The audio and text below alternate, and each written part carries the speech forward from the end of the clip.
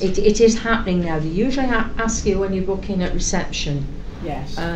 You know, do you want a copy my of the husband's letter? a patient at North Manchester, and he's very happy with the care, but he's never been sent any letters or given any. You know, it's this big secret. That is the fault with doctors the know. that is the fault with the system, that you have actually got to opt in to get the letter. Yes, Yes. I remember. Yeah. Where if it was the other way around, it would be much better that you opted out. Yes. So automatically they would send those letters then, but if you didn't want to see it, you could go down and say, Yes. take me There's off the very list. few people that wouldn't want to know about No. themselves, aren't there? North Manchester do it in the diabetes centre because I've had them from Mark Savage. Yes. I've had my reports from Mark Savage, so I do know there are certain parts of.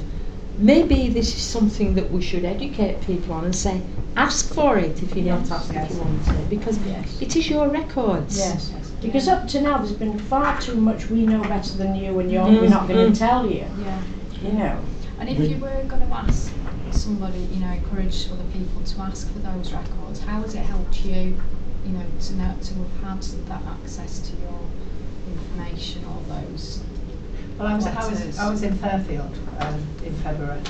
I went there by default really because I was down for North Manchester for March or something like that, and they offered me this cancellation. So I was a bit like this because it was quite far from home and the family weren't able to visit me as often as I would have liked.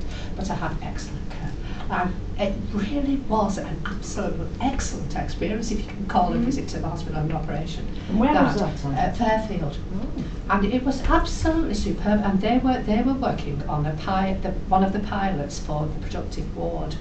Now I knew about this because where I worked at Manchester Mental Health and Social Care Trust, they had a couple of wards working on it, but they weren't operating the way this ward was. And it was absolutely superb, and all you had to do was ask for information, and they would get somebody available to come and tell you, and then at the end of the time they gave me a letter.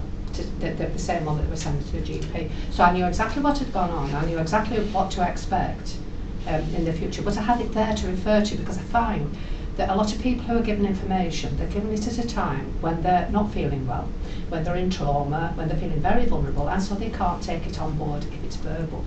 But if it is given later down the line verbally, that's fine, but this doesn't often happen. So if you have it written down to say exactly what has happened, what they've done, how you are to proceed, what you can expect, then at a later time when your head's a bit more together, you can have a look at it then and work out exactly what has gone on.